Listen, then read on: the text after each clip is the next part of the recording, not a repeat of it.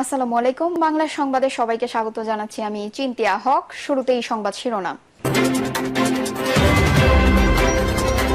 BNP দ্রুত নির্বাচন চাইলেও জামায়াত কেন চাচ্ছে না জানালেন ডক্টর শফিকুর রহমান। এদিকে বিপদসীমার নিচে গোমতীর পানি, স্বস্তি মানুষের মাঝে। জানাবো বন্যায় ক্ষতিগ্রস্তদের জন্য অনুদান গ্রহণের সরকারি উদ্যোগ। এবং সর্বশেষ জানাবো আমরা তো ১/১১-র কথা ভুলে যাইনি বলছেন মির্জা ফখরুল। দর্শক শুনছিলেন সংবাদ শিরোনাম, এখন বিস্তারিত। বিএনপি দ্রুত নির্বাচন চাইলেও জামায়াত কেন চাচ্ছে না জানালেন ডক্টর শফিকুর রহমান। জামায়াত ইসলামের আমির ডক্টর শফিকুর রহমান বলেছেন, অন্তর্বর্তী সরকারকে বিএনপি নির্বাচনের জন্য আলটিমেটাম দিয়েছিল, আবার এখন রোডম্যাপ দেওয়ার জন্য দাবি জানিয়েছে। পরিপ্রেক্ষিতে আমি মনে করি বিএনপির জায়গা থেকে যেটি উত্তম মনে করছে সেটি তারা করেছে। 15.5 বছর থেকে অনেক জঞ্জাল সৃষ্টি হয়েছে, সব সাংবাদিক প্রতিষ্ঠানকে ধ্বংস করা হয়েছে, আইন শৃঙ্খলা বাহিনীকে চরমভাবে দলীয়করণ করা হয়েছে, যার কুফল 15 বছরে জাতি ভোগ করেছে। এতগুলো জঞ্জাল ঠিক করা 3 মাসে সম্ভব হবে না বলে মনে করেন না ডক্টর শফিকুর রহমান। ডক্টর শফিকুর রহমান বলেন, যদি দেশে স্থিতিশীল পরিবেশ না এনে নির্বাচন করা হয়, সেই নির্বাচন জাতির জন্য আরেকটা বিপর্যয় ডেকে আনতে পারে। আমাদের কথা হচ্ছে সময়টা হতে হবে যৌক্তিক। এটা 3 মাসেও নয়, 3 বছরও নয়। এবার জন্য মিনিমাম যে সময়টুকু লাগে সেই সময়টুকু দেওয়া উচিত। জামায়াতের আমির বলেন, এই সরকার তো কোনো দলীয় সরকার না যে এর বিরুদ্ধে দাবি জানাতে হবে।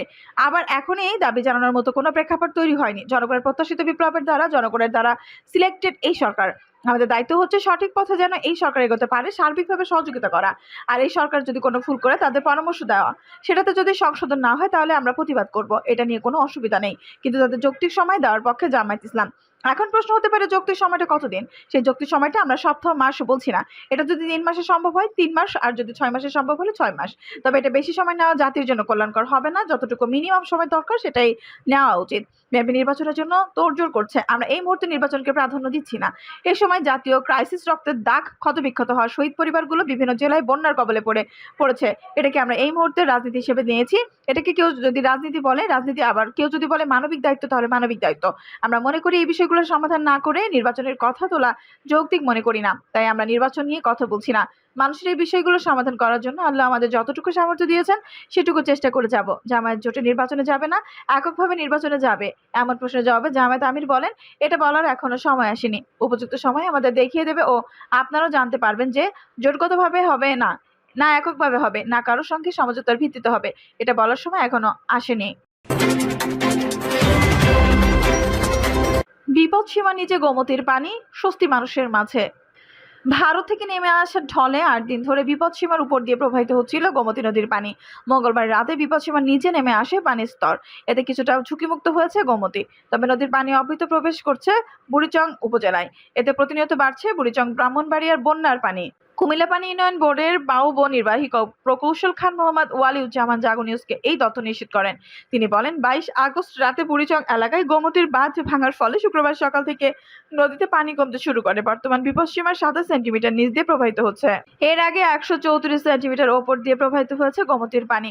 উজানে বৃষ্টি না হলে অনেকটা ঝুঁকিমুক্ত বলতে পারেন তিনি। আরো বলেন, বড়বুড়িয়া এলাকায় ধসে পড়া গোমতী বাঁধ ক্রমেই প্রশস্ত হচ্ছে। প্রধানে প্রায় 200 মিটার প্রশস্ত হয়ে নদী থেকে পানি বের হয়ে বুড়িচংয়ের ব্রাহ্মণপাড়ায় পানির পরিমাণ বাড়ছে। গোমতীর পানি জমিন লেভেল না হওয়া পর্যন্ত 2 উপজেলায় পানি আরও বাড়তে পারে। এর আগে মধ্যরাতে বুড়িচং উপজেলার ষোলনল ইউনিয়নের বুড়িয়া এলাকায় গোমতী বাঁধের একটি অংশ ধসে লোকালয়ে পানি ঢুকতে থাকে। এতে শনিবার সকাল পর্যন্ত বুড়িচং ও ব্রাহ্মণপাড়া উপজেলায় প্রায় 1.25 লাখ মানুষ পানিবন্দী হয়ে পড়েন। বন্যায় ক্ষতিগ্রস্তদের জন্য অনুদান গ্রহণের সরকারি উদ্যোগ। বন্যায় ক্ষতিগ্রস্তদের জন্য অনুদান গ্রহণে সরকার নানা উদ্যোগ গ্রহণ করেছে। বুধবার 28 আগস্ট প্রধান উপদেষ্টার প্রেস ইউইং থেকে পাঠানো এই সংবাদ বিজ্ঞপ্তিতে এই তথ্য জানানো হয়। এতে বলা হয়, সাম্প্রতিক ভয়াবহ বন্যায় ক্ষতিগ্রস্তদের সাহায্য সহায়তায় প্রদানের জন্য আগ্রহী ব্যক্তিরা প্রধান উপদেষ্টার ত্রাণ ও কল্যাণ তহবিলের অ্যাকাউন্টে সহায়তা অর্থ প্রেরণ করতে পারেন। হিসাবের নাম প্রধান উপদেষ্টার ত্রাণ ও কল্যাণ তহবিল ব্যাংক, সোনালী ব্যাংক কর্পোরেট শাখা, প্রধান উপদেষ্টার কার্যালয়। এছাড়াও যারা ব্যক্তিগতভাবে উপস্থিত হতে প্রধান উপদেষ্টার ত্রাণ তহবিলের সহায়তা সহায়তা চেক পে অর্ডার ব্যাংক ড্রাফটের মাধ্যমে প্রদান করতে চান। প্রধান উপদেষ্টার পক্ষে দুর্যোগ ব্যবস্থাপনা এইচআর মন্ত্রণালয়ের মাননীয় উপদেষ্টা সরকারি ছুটি ব্যতীত প্রতিদিন বিকাল ৩টা থেকে ৪টা পর্যন্ত দুর্যোগ ব্যবস্থাপনা ও ত্রাণ মন্ত্রণালয় উপদেষ্টার কার্যালয়ে এই সহায়তা গ্রহণ করবেন। যারা ত্রাণ তহবিলের সহায়তা চেক পে অর্ডার ব্যাংক ড্রাফটের মাধ্যমে প্রদান করতে ইচ্ছুক তাদেরকে দুর্যোগ ব্যবস্থাপনা ও ত্রাণ মন্ত্রণালয়ের যুগ্ম সচিব অঞ্জন চন্দ্র পাল, সিনিয়র সহকারী সচিব শরীফুল ইসলাম এর সাথে যোগাযোগ করার অনুরোধ করা হচ্ছে। আমরা তো ১/১১-র কথা ভুলে যাইনি, বলছেন মির্জা ফখরুল।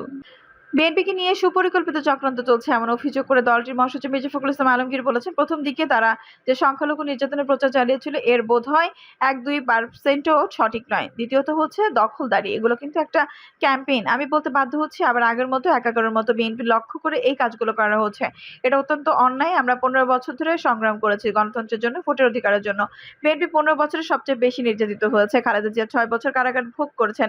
অনেকে নিহত, গুম, মামলার শিকার। মনে করতে হবে গণতন্ত্র নির্বাচিত সংসদ ছাড়া কোনো সমস্যার সমাধান হয় না। অন্তর্বর্তী সরকার কি চায়, জনগণ কি চায়, রাজনৈতিক দলগুলো কি চায় তা জানার জন্য অতীত ও বর্তমান সরকারকে রাজনৈতিক দলগুলোর সঙ্গে আলোচনায় বসা প্রয়োজন বলে মনে করেন তিনি। বিএনপি মহাসচিব অভিযোগ করেন, ছাত্র জনতার আন্দোলনে অর্জিত বিপ্লবকে ন্যাসাত করার জন্য এবং বিএনপির অবদানকে খাটো করতে পরিকল্পিত প্রচারণা চালানো হচ্ছে। এই বিকল্পকে ব্যর্থ করার জন্য গভীর ষড়যন্ত্র আছে মন্তব্য করে তিনি বলেন, আপনারা দেখবেন বিশেষ থেকে বিশেষ করে ভারত থেকে এমন কতগুলো প্রচারণা চালানো হচ্ছে যা বাংলাদেশে যে বিপ্লব সেটাকে তারা ন্যাসাত করতে চায়। কতগুলো রাজনৈতিক ইস্যুকে তারা সাম্প্রদায়িক ইস্যু বানাতে চায়, যেটা একেবারে গ্রহণযোগ্য নয়। অন্তর্বর্তী সরকারের কাছে দ্রুত নির্বাচন দাবি নিয়ে এই প্রশ্ন জবাবে বিএনপির মহাসচিব বলেন, আমরা তো ভুলে যাইনি ১/১১-র সময় কারা চেষ্টা করেছিল বিরাজনীতিকরণের। এমনকি ওই সময় আমাদের দলকে পর্যন্ত পুরোপুরি বাতিল নিশ্চিহ্ন করার চেষ্টাও হয়েছিল। এই কথাগুলো তো আমরা ভুলতে পারি না। এটা আমরা গণতন্ত্রের জন্য, আমার রাজনীতির জন্য, আমার দেশের কল্যাণের জন্য এই কথাগুলো আমার মনে রাখতে হবে। আবার ওই চেহারাগুলোই যদি সামনে দেখি তখন তো যথেষ্ট সন্দেহের উদ্রেক হয়। প্রশ্ন এসে যায় সে কারণে বিগত আওয়ামী লীগ সরকার দোসর হিসেবে যারা কাজ করেছেন, যারা সহায়তা করেছেন তাদের যেভাবে দেখতে চান না, সেই একইভাবে যারা গণতন্ত্রকে ব্যাহত করার জন্য, ধ্বংস করার জন্য কাজ করেছেন তাদেরও এই দেশের মানুষই দেখতে চায় না বলে মন্তব্য করেন মির্জা ফখরুল। তিনি বলেন, মানুষ এখানে একটা ডেমোক্রেটিক সেটআপ চায়, গণতন্ত্র চায়, মানুষ নির্বাচন চায়। এই বিষয়গুলো মাথায় রাখতে হবে। বর্তমান সরকারের মধ্যে রাজনীতিকরণের কোনো লক্ষণ দেখছেন কিনা এমন প্রশ্নের জবাবে তিনি বলেন, না, আমি এমন লক্ষণ দেখছি না। আমি সতর্ক করছি, আমার একটা সতর্কের কথা আছে। কিছু চেহারা আছে তো, এই চেহারাগুলোকে দেখলে আমরা ভয় পাই, তবে যাদের কোনোদিন দেখা যায়নি তারা সামনে চলে আসছেন জানিয়ে মির্জা ফখরুল বলেন, হঠাৎ করে যারা মিডিয়াতে ফ্রন্ট পেজে চলে আসছেন তাদের বক্তব্য থিওরি প্রচার করছেন। আমি কারোর নাম বলতে চাই না। আমার মনে হয় এটা সুস্থ গণতান্ত্রিক প্রক্রিয়ার জন্য ভালো বিষয় নয়।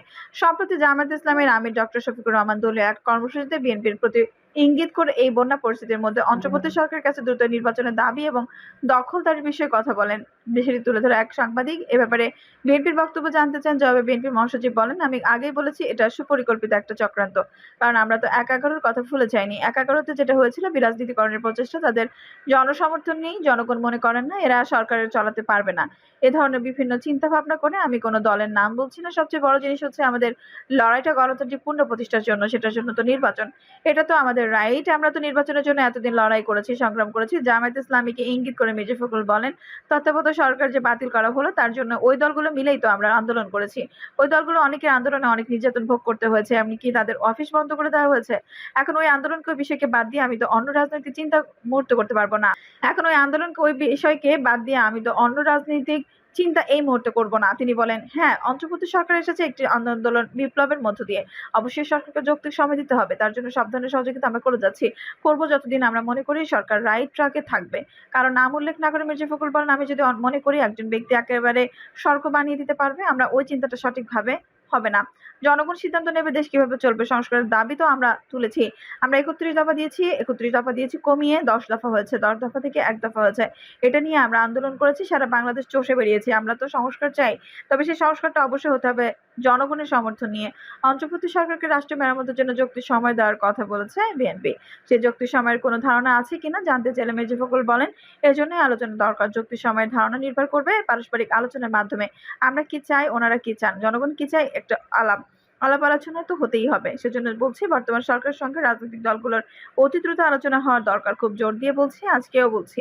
নইলে ভুল বোঝাবুঝি তৈরি হয়। সরকার জামায়াত ইসলামীকে নিষিদ্ধ করার আদেশ প্রত্যাহার প্রসঙ্গে বিএনপি মহাসচিব বলেন, আমরা কোনো রাজনৈতিক দল নিষিদ্ধের পক্ষে না। সে যে দলই হোক, আমাদের সংবিধানে যেকোনো ব্যক্তির অধিকার রয়েছে সংগঠন করার, কিন্তু স্বাধীনতা সার্বভৌমত্বের পক্ষে থাকতে হবে। আমরা বাংলাদেশের স্বাধীনতায় বিশ্বাস করি না। সে ধরনের দলকে তো সমর্থন করা যাবে না। কিন্তু আমরা মনে করি মানুষের অধিকার আছে একটা সংগঠন তৈরি করার, রাজনীতি করার। মির্জা ফখরুল বলেন, কিছু কিছু জায়গায় দুর্বৃত্তরা অপকর্ম করে বিএনপির উপর দায় চাপানোর চেষ্টা করছে। স্পষ্ট করে বলছি, আমরা কোনো দুর্বৃত্তপনা বা অপরাধ বরদাস্ত করব না। যারা এসব করছে তাদের বিরুদ্ধে দল ইতিমধ্যে ব্যবস্থা নেওয়া হয়েছে। তিনি বলেন, ঢালাওভাবে মামলা যাতে না হয়, আইনশৃঙ্খলা রক্ষাকারী বাহিনীকে বলবো আপনারা প্রাথমিকভাবে তদন্ত করুন। এ বিষয়ে দলের নেতাকর্মীদের আহ্বান জানাবে, এমন কোনো মামলা করবেন না যাতে সারাবস্তু থাকবে না। আমরা একটা ক্রান্তিকাল পার করছি। এই অন্তর্বর্তীকালীন সরকারকে সহযোগিতা করে একটি স্থিতিশীল পরিবেশ ফিরিয়ে আনতে হবে। কারণ অন্তর্বর্তী সরকারের অন্যতম লক্ষ্য হলো নির্বাচনের পরিবেশ তৈরি করবে। তা না হলে কিন্তু সেটা হবে না। বন্যার কারণে প্রতিষ্ঠা বার্ষিকী অনুষ্ঠান সীমিত, অর্থ যাবে ত্রাণ তহবিলে। ভয়াবহ বন্যার কারণে আগামী ১লা সেপ্টেম্বর দলের প্রতিষ্ঠা বার্ষিকীর অনুষ্ঠান সীমিত আকারে পালন করবে বিএনপি। মির্জা ফখরুল বলেন, বিএনপির প্রতিষ্ঠা বার্ষিকী উদযাপন উপলক্ষে বর্ণাঢ্য কর্মসূচির আয়োজন থাকছে না, বরং সীমিতভাবে কর্মসূচি পালিত হবে। ১লা সেপ্টেম্বর কেবল শেরেবাংলা নগরে বিএনপির প্রতিষ্ঠাতা সাবেক প্রেসিডেন্ট জিয়াউর রহমানের কবরে পুষ্পস্তবক অর্পণ করা হবে। দলীয় কার্যালয়ে দলীয় পতাকা অর্ধনমিত থাকবে। দর্শক, এই ছিল এখনকার সর্বশেষ সংবাদ। নিউজটি ভালো লাগলে অবশ্যই একটা লাইক দিন, কমেন্টে আপনার মূল্যবান মতামত জানান। সবসময় আমাদের পাশে থাকতে সাবস্ক্রাইব করে বেল বাটনটি অন করে রাখুন। ধন্যবাদ।